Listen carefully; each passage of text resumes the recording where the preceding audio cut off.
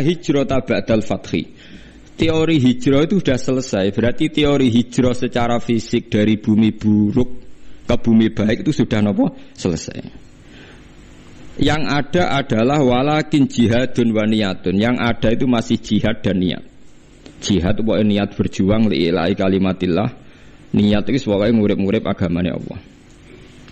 Mboten niki rungokno tenan nggih ben sampean optimis.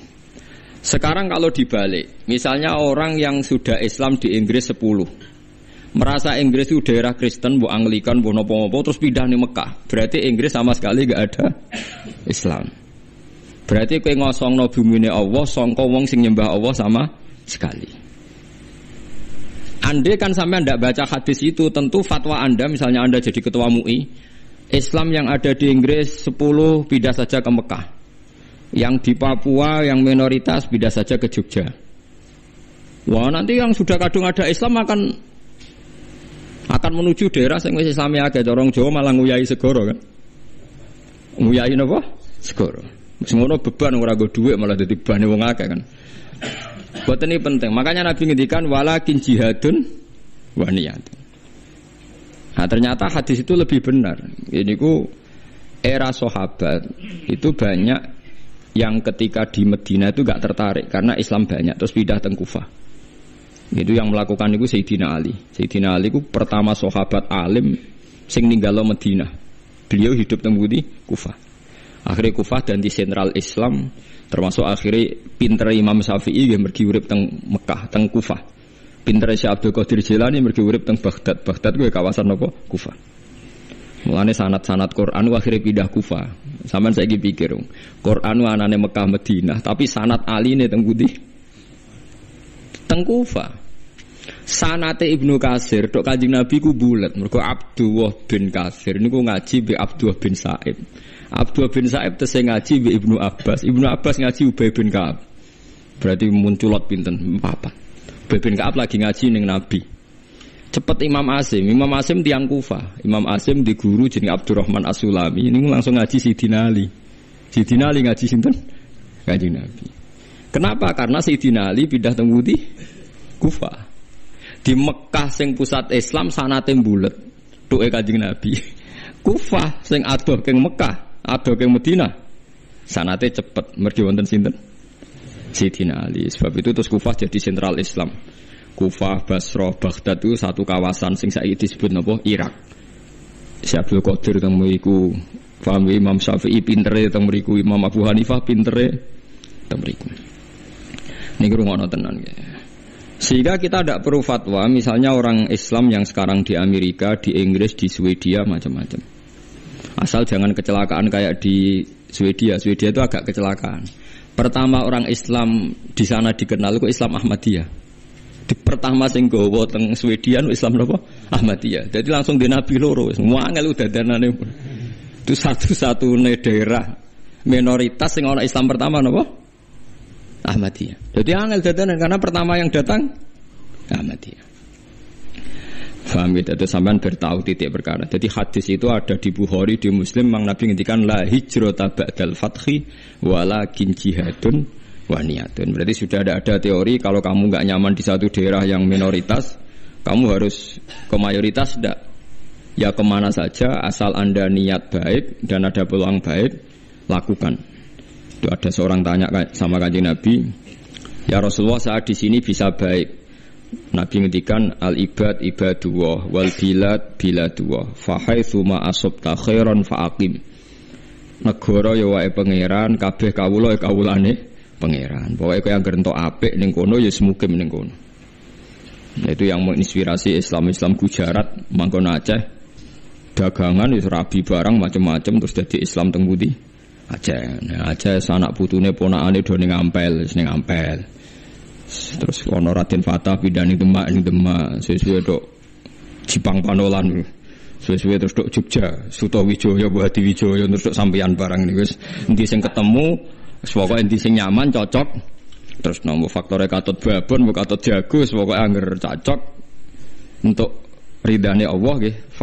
Fahaitsu ma asabta khairan faqim. Di mana saja kamu menemukan kebaikan, faqim, maka kamu harus di situ. Paham? Maka kamu harus nopo di situ. Kalau tak cerita sejarah ben sampean ngertos betapa pentingnya teori hijrah itu dianggap selesai. Ketika Fathu Mekah, kalau cerita itu tidak bosan-bosannya. Ketika Fathu Mekah itu tahun 10 Hijriah disempurnakan oleh Abu Bakar. Klimaknya itu Mekah benar-benar dikuasai Sayyidina Umar. Sistem negara sudah jalan, negara dalam kendali Umar. Niku kanca-kancane Sayyidina Umar sing asli Mekah niku disurati. Yang sudah hidup di berbagai daerah. Ada yang zaman niku mun teng Azerbaijan, teng Tajikistan. Sing nanti suatu saat nanti jadi daerahnya Imam Bukhari sing terkenal Al-Jami' Shahih sing ngarang kitab Bukhari, anak turunen. Mbok kamu sekarang ke Mekah saja, karena sholat di Masjid Haram itu sebagaimana 1000 nopo sholat di masjid yang lain. Dan Mekah sekarang aman. Niki rungokno tenan. Mekah sekarang apa? Aman. Dan beberapa sahabat yang kelas 2, kelas 3 yang tidak akabiri sahabat, banyak juga yang pindah ke Mekah. Apa yang terjadi? Di Mekah bangga mereka karena fi ardil haram Baitullah. Tapi apa yang disarankan oleh sahabat-sahabat senior kayak Salman Al-Farisi? Dimatikan teori itu. Memang Mekah kota suci dan sholat di masjid Mekah sama dengan 1000 sholat. Tapi ilamu anal ardo lam utaqaddis ahad, dan kamu harus tahu bumi itu tidak bisa mensucikan orang. Abu Jahal itu lahirnya di Mekah, kurang ajarnya di Mekah. Abu Lahab lahirnya di Mekah, kurang ajarnya di Mekah. Semua penduduk Mekah itu yang ngusir Nabi. Jadi ilamu anal ardo lam utaqaddis ahad, dan bumi itu tidak bisa mensucikan orang. Wa inna ma yuqaddisur rajul amaluhu. Jadi sing iso nyucikno wong napa? Amale. Terus Salman Al-Farisi rati walakin nusyuru fi biladillah wa alimu fa inna ta'lim dabul anbiya. Kamu menyebar saja di seluruh penjuru dunia dan ajarkan Islam, karena mengajarkan Islam dan menyebarkan Islam itu dabul anbiya. Semenjak itu tidak ada teori sentralisasi di Mekah. Nah, delalah era Ali Muawiyah ada konflik. Ada konflik barokah luar biasa. Konflik Sayyidina Ali Muawiyah, sahabat-sahabat yang mboten derek-derek menuju Cina. Zaman itu memang Cina populer sekali. Lah yang menuju Cina itu terus ada yang tersesat ke Selat Malaka. Itu terus diantaranya muridnya Sayyidina Ali urip teng Pasai, teng Aceh, teng Sumatera lah yang jelas. Sehingga Islam di Aceh itu tua sekali, karena rata-rata sejarawan yakin Islam di Aceh itu zaman sinten Sayyidina Ali. Jadi kowe kudu roh. Jadi akhirnya artinya andai kan teori hijrah itu dipakai, tentu semua ini haram karena menuju bumi yang belum nyembah Allah. Itu paham ya? Andai kan teori hijrah itu dipakai, berarti perjalanan ini haram semua kan, dari Mekah Madinah malah menuju bumi yang belum menyembah Allah. Tapi kalau pakai teori Dabul Anbiya bahwa menyebarkan Islam itu watak para nabi, malah keinginan kita dari yang tidak ada menyembah Tuhan kita ke sana biar ada yang menyembah Tuhan. Ojo malah tahsilul hasil rebutan tongkat masjid itu malah perkara. Mulane kula anggere ngomong santri-santri kula ki ora usah urip ning Rembang. Ning Rembang wong alim pirang-pirang mesti mahjub. Ben dadi kiai ning Irian Jaya ta ning Papua, kan iso kiai ke level provinsi paham perkarane itu kan. Jangan-jangan kita sekarang dicoba pangeran hasud iku mergo gawane nguyai segara, paham ya, tahsilul hasil. Jadi paham ya, jadi ini penting. Meskipun kita mungkin nggak bisa melakukan, tapi sampean tahu bahwa Islam secepat ini menyebar di dunia itu barokah fatwane Salman Al-Farisi dan beberapa sahabat annal ardo lam tuqaddis ahadan, bahwa bumi itu tidak bisa mensucikan orang. Bukti ini Abu Jahal lahir di Mekah, uripe di Mekah, kelakuane prakaru-karuan. Sing wong Madinah lahir ning Yasrib, pedalaman, jadi sahabat napa Ansor. Semenjak itu sahabat itu gak pati fanatik urip di Mekah.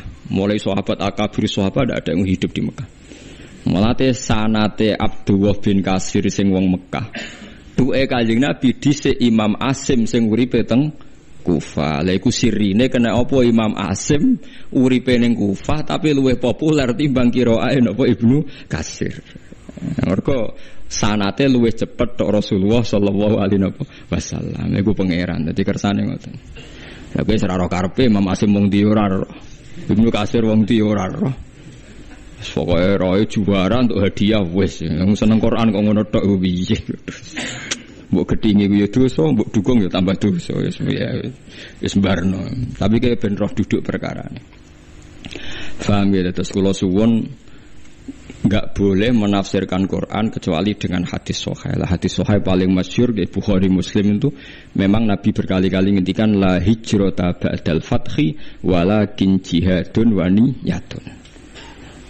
Nah begitu juga sekarang ke mall misalnya, orang ngajak anak cucunya ke mall atau ngajak ponakane marung ning warung rodo enak, itu juga termasuk jihad dan niat. Ketika sudah menanamkan kalimat tauhid. Saya pernah baca, memang saya benar-benar baca kitab, buatan akal-akalan kulo. Ada seorang wali yang akan jadi wali terus sampai mati. Ketika tausiah alal ahli, agak longgar pada keluarga. Misalnya begini, ini yang saya alami mawon nggih, mboten saya nyontokno wong liya, sing kula alami. Kula nglatih anak kula salat, wis salat Allahu Akbar. Dan bagi saya Allahu Akbar itu kalimat yang spesial. Anak saya sujud, ya sudah membaca Subhana Rabbiyal A'la, itu bagi saya spesial sekali. Tentu kalau sampean memang mukmin betul, mukmin sejati, kamu nggak usah pakai status itu anak kamu sebenarnya mangan tau ora itu goblok ya, itu bodoh sekali kalau kamu pakai status itu. Ini anak saya sudah bisa melafatkan kalimat thayyibah yaitu Allahu Akbar, sudah bisa sujud. Ini spesial, sesuatu yang spesial itu harus dipertahankan. Caranya gimana? Minimal seorang anak itu jangan kecewa sama bapaknya. Nah anak senengi jajan ya jajan no. Nak senengi mangan enak kayak mangan enak. Tapi semuanya ini demi mengawal kalimat tauhid dan kebenaran-kebenaran Islam yang kamu tanamkan. Jangan sampai kamu jadi kiai zuhud yang anak dikekang, kemudian anak ini pertama numpak sepeda motor disilai kancane sing ra salat, pertama nyetel tip disilai tanggane sing ra salat, sampai anak itu terus ngidolakno keluarga sing tidak salat karena lebih sehat kata dia. Sistem medekne bar magrib untuk TV haram, dolanan haram, anaknya trauma. Nah, tua-tua anak nakal, mergo mulai cilik ora tau ngidolakno napa bapak.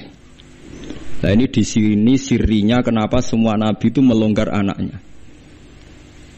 Kanjeng Nabi ini nak sholat niku ditumpai Hasan Husain. Nggih mendel mawon. Dijak sholat padahal dijak numpai Kanjeng Nabi nak pas sujud. Bahkan kabeh ulama rawi mengatakan ketika malaikat Jibril janjian ambek Nabi mboten saged masuk karena ning solowongan tempat sarine Nabi wonten jiruan. Jiruan niku kirek. Anak asu cara mriki lho. Kirek. Jiruan wae. Mergo Hasan Husain niku dolanan napa? Asu. Saiki mulane anak kula nu dolanan pitik, dolanan wedhus mlebu kamar rata amuk, ijek enteng dhewe sik Hasan Husain itu dolanan asu. Tapi itu tadi berangkatnya adalah ngawal tauhid. Jangan sampai anak kita ini kecewa oleh kita. Padahal kita tahu dia sudah punya sesuatu yang spesial yaitu kalimat nopo tauhid. Lagu sing disebut wa ja'alaha kalimatam baqiyatan fi aqibihi la'allahum yarji'un. Kowe nak pancen nabi tenan ulama tenan, kalimat tauhid harus kamu jadikan kalimat yang abadi fi aqibih dalam turunan. Itu yang dilakukan Nabi Ibrahim. Makanya Nabi Ibrahim dikatakan bapak tauhid karena dia obsesinya satu. Pokoknya kalimat tauhid harus menjadi kalimat sing abadi fi aqibih ning turunane Ibrahim. Ngeri Nabi Ibrahim. Ismail gak paham apa-apa blas, tapi tidak bangun Ka'bah. Padahal dia tidak paham. Aris yang sekarang jadi hijir Ismail, kabeh ulama mulai Aris itu dhisik nggon nyancange wedhus Ismail. Ismail ora roh nek iku kota suci. Jadi sing sekarang hijir Ismail dhisik Aris, omah-omahan nggon wedhuse sinten? Ismail. Ibrahim ora ngloro itu ngi kota suci, menengae lek mergo saking moh ngecewakno napa. Tapi lagi-lagi saya itu sendirian, kula nu hormat be anak, tapi nggih diloroi. Bahkan keluarga saya yang lebih tua di bangsa ngloroi. Anak kok mbok manja mari ngelama. Padahal saya itu tidak pernah manja anak. Pikiran saya itu sederhana, saya pasti mati. Setiap saat saya mati. Dan yang meneruskan tauhid itu pasti anak saya karena saya mati. Ya tapi ya itu memang gak populer. Bojoku pancen tak tanam. Jogeman wani anak kualat kita omongin. Jadi memang kan gak lazim. Tapi saya tanamkan terus. Jogeman ke wani anak napa kualat. Umumnya orang kan bilang anak jawani wong tua kualat. Ra iso cara anak iku urung mukallaf. Jadi gak bakal kualat, nah wahdi kue wong kena hukum. Artinya statusnya dia tidak punya dosa kan indah wah, kue dosa misbek. Jadi cara kula wong tua wani anak sing kualat ora kok. Anak wani wong tua. Dan ini tidak aliran sesat, ini yang benar itu menurut saya. Karena anak belum mukallaf kan. Paham ya? Jadi kula suwon latihlah sekuat-kuatnya. La ilaha illallah itu kalimat yang spesial. Mulane kula nu ora seneng wong khawarij. Wong khawarij itu wong paling gak ngregani la ilaha illallah. Anggere ana wong dosa gedhe utawa maksiat dianggap wis metu sangka iman. Padahal iman itu tidak bisa dibatalkan. Iman itu tidak bisa napa dibatalkan. Karena kekuatan la ilaha illallah itu akan mengalahkan semua bentuk kesalahan pada akhirnya. Kekuatan la ilaha illallah itu akan mengalahkan semua bentuk kesalahan pada akhirnya. Delok teng hadis-hadis sahih. Wong sing jenenge rokok atusan tahun pasti akan dikeluarkan meskipun ning atine ana sithik sangka kalimat la ilaha illallah. Pertama miskola dzarrah, suwe-suwe nisfu napa? Dzarrah. Wong khawarij duwe ento. Wah kok angger wong mukmin kok dosa gedhe berarti imane ora ana gunane. Niku padha karo darani kalimat la ilaha illallah kalah ambek napa maksiat. Lha maksiat iku pira to kadare wong nganti ngalahno kalimat napa? La ilaha illallah. Jadi paham gitu. Lah iku termasuk niat.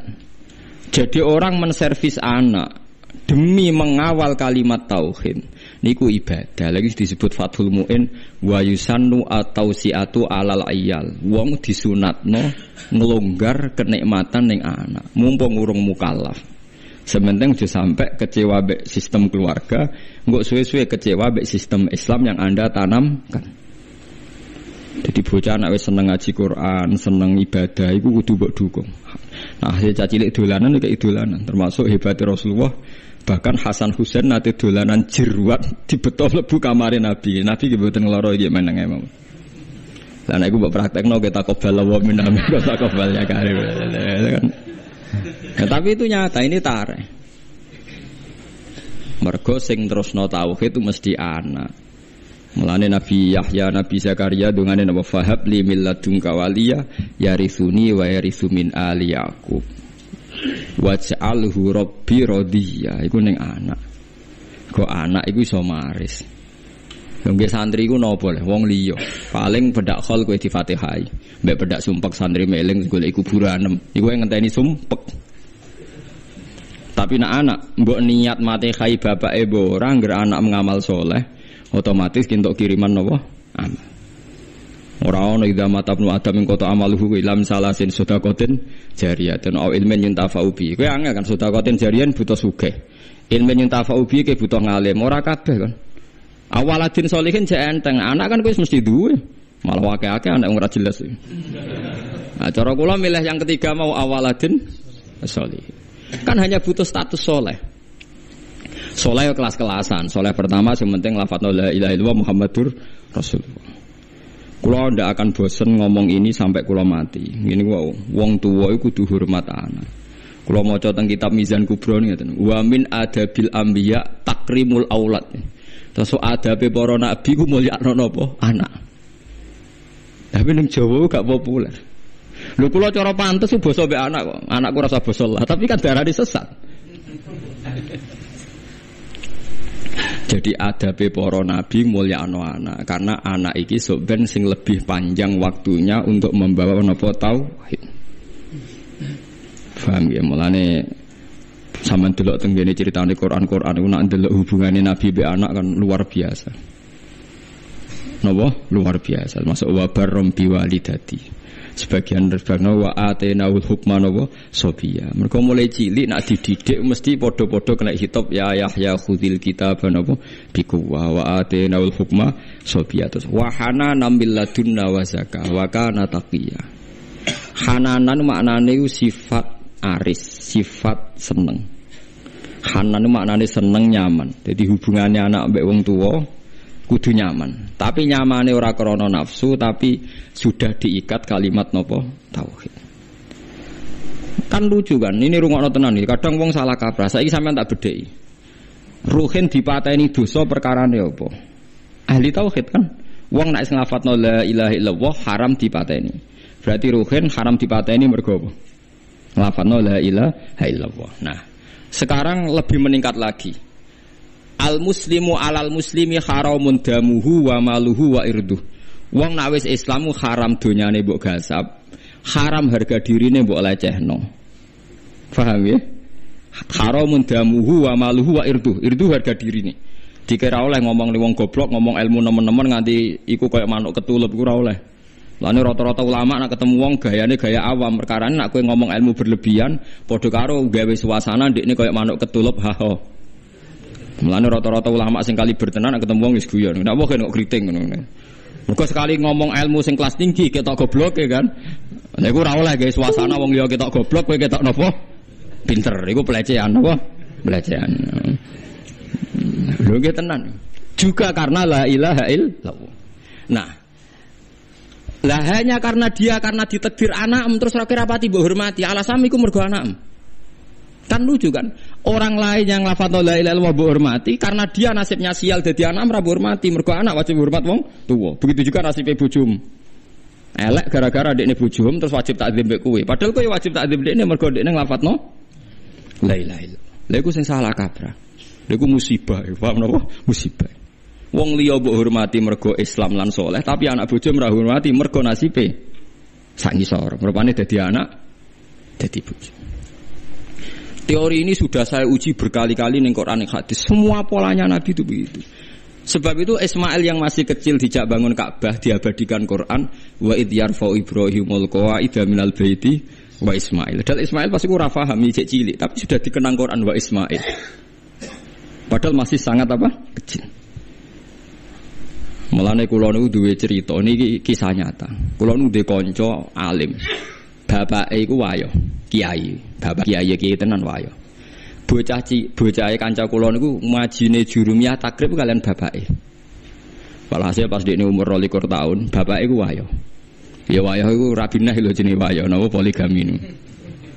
Ya sebagai seorang anak bela mboke terus gak takzim mbek bapake. Gara-gara bela mboke gak takzim mbek bapake. Walhasil terus mulai gak nyucup, mulai gak takzim. Bapake pancen wong alim tenan. Yo ngalim cangkeme barang yo ngalim pinter deh oleh. Tak kok pinter bapake. Walhasil akhirnya suatu saat saya iku nyucup meneh, tak takok lho kowe saiki nyucup meneh. Kena apa kok nyucup meneh padahal kowe muangkel. Yo angen-angen kalah debat mari Gus kula. Bapake lek kelaro ngene. Bapak tenan bapak kandung. Cung. Umpama kiaimu ayo kita tetep nyucup ta ora? Kiai mesti guru pondok. Ya tetep kula nyucup. Alasan apa? Ya mergi kiai kula. Lah aku malah loro statusku. Ya kiaimu ya bapakmu. Kalah ya. Mergo cilike yo diulang. Cilike ku ngaji alime mbek bapake. Lah aku malah loro. Ya kiaimu ya bapakmu ya. Nasibku wae elek dadi bapak am sehingga ke berhak protes. Nak kiaimu nasibe apik mergo kowe santrine ora berhak protes. Mikir angenan bener. Wong nak kiai ku wahyo aku tetap nyucup, tapi nak bapakku kok gak. Padahal statusnya bapake loro. Padha saiki bojomu nglafadzno la ilaha illallah, statusé loro, sing nyuwargakno kowe sing mbok keloni ya bojomu. Sing mari kowe ra zina ya bojomu.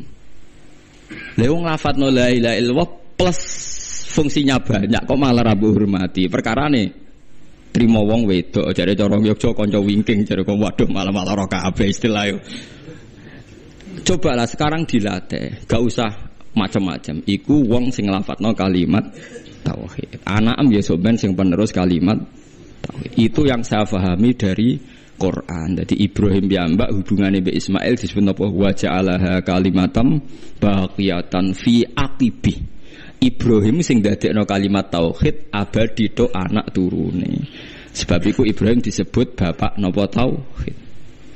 Nanti somben wong ning kuburan dadi Gus gede kabeh. Mulane kula bola-balik ngomong sing saiki ra duwe bapak kiai tenang ae. Somben nasab Gus juga kanggo kabeh. Tiap wong mati takoki iman abuka kan jawab sinten Ibrahim. Dadi kula ngalime ngeten sampeyan padha mek ruhin paham. Kula ajare rada keberatan mek ajaran niku. Tapi wong piye bener. Lah misale kula salime ngeten bapak kula kiai sampeyan ning kuburan padha bapak sapa Ibrahim. Ruhin takoki sapa kan bapak Ibrahim.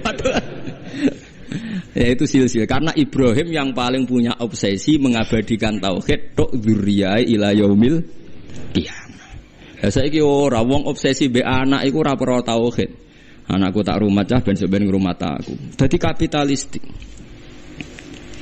Kulo mboten sombong, anak kulo nu kelas SD kelas tunggal sing lanang. Biasa tak jabakas mati. Nggih biasa mawon. Sing kelas 6 SD nggih biasa tak jabakas mati. Nanti kalau bapak meninggal kamu tetap senang Quran ya, enggak usah senang dihormati orang. Sering tak jak lunga dhewean ngebis. Karena tak latih. Jangan sampai nanti senangnya Quran itu karena biasa dihormati orang. Nanti bahaya. Wong hormati kok dok seran. Kadang seneng kadang ora. Tak latih. Saya sendiri masih melatih diri saya sendiri. Jangan sampai saya hafal Quran seneng karena dihormati orang. Nanti kalau kecewa nanti saya mutung. Tak latih. Sering hidup sendiri, sering. Biar enggak kulino taklek, enggak kulino napa taklek. Sampeyan tak ceritani kenapa ilmu saya manfaat. Di antaranya gara-gara gawe kopi dhewe. Lho ki kula bertobat. Saya itu kalau bikin kopi jam 4:30 itu bikin sendiri. Karena sederhana teorinya, sampean ben ro ilmune ulama ya. Allah kan dawuh fasabbih bihamdi rabbika qabla tulu'i syamsi wa qabla ghurubiha. Kamu baca tasbih sebelum matahari terbit. Sanggep ae 4:30 atau jam 5 lah. Gus tangi turu kepengin gawe kopi. Entahlah nanti kalau saya sudah tua mungkin tidak kuat. Kalau masih kuat pun tidak, saya bikin sendiri gawe kopi. Teori saya sederhana. Gusti kula nu nak nggak badhe gawe kopi ini badhe seneng. Nak badhe seneng mengke kula eling jenengan. Jenengan maringi rezeki kula kopi terus melek terus seneng. Kopi nu radi kados wine, kados homer, nanti kata apa? Homer. Dadi rondok mabuk pancen. Khoyal lagi. Jare kanca kula, kenapa kowe seneng ngombe kopi? Walah Gus nglalekno utang. Mergo sejarah kopi, saya pernah baca sejarah. Kopi di Italia pertama itu diarani wine of Arabic. Mergo wong pertama Itali ngombe khamar, bareng kenal pedagang Arab ngombene kopi, bareng diombe kok padha-padha nglalekno masalah. Mulane diarani wine of Arabic. Mulane wong Itali nak darani kopi iku wene wong Arab. Pamane khamare wong napa? Arab. Mulane kena apa santri wong melarat seneng ngopi iku rodok khamar, Pak. Mergo padha-padha nglalekno napa? Masalah. Jadi ada orang Eropa itu pernah lama darani kopi ku waene wong napa? Arab, wong Islam. Kita dudono sejarah. Mulane nek ape ngopi sing eling pangeran mergo rodok napa nyabu, Pak. Rodok napa? Nyabu. Nah, artinya sederhana niki mboten kula mboten ujub mboten, tak contohno sing kehidupan keseharian. Mergo khairukum li ahli wa ana khairukum li ahli. Wes ki ape seneng. Ape seneng gawe kopi nak kowe dhewe sing lakoni kan ndak banyak taklek. Taklek itu menggantungkan sesuatu pada orang lain jenenge napa taklek. Misale gugah bojo. Yo nak bojoku tangine mbek senyum, nak mbek merengut. Berarti untuk seneng kan ngenteni bojoku tangi, cekatan, mbek senyum, gawekno kopi sing takarane pas, ora kemanisan, ora kelegene sesuai seleraku. Takleke 5 hal. Padahal kemungkinan tangi merengut batal sitok kan. Utawa pas ramah tapi gawene ora pas. Utawa ramah pas tapi engko sik tak ning jeding suwi. Jadi ya Allah, saya tidak akan mengorbankan kesenangan saya dengan taklek 5 hal. Bodoh sekali kalau saya seneng jenengan tak taklek 5 hal. Dan agak dhewe kan wis. Keliru ya keliru-kelirune dhewe. Sale gak pas-pasin apa dhewe. Nggih bolak-balik kula pege kopi ra roh, nggone sedok kok sedok ra roh nek diaduk. Nggih sering besok kapok. Itu saya itu saking senenge pangeran, itu bahkan takut saya mengganggu istri saya. Bukan karena saya takut istri,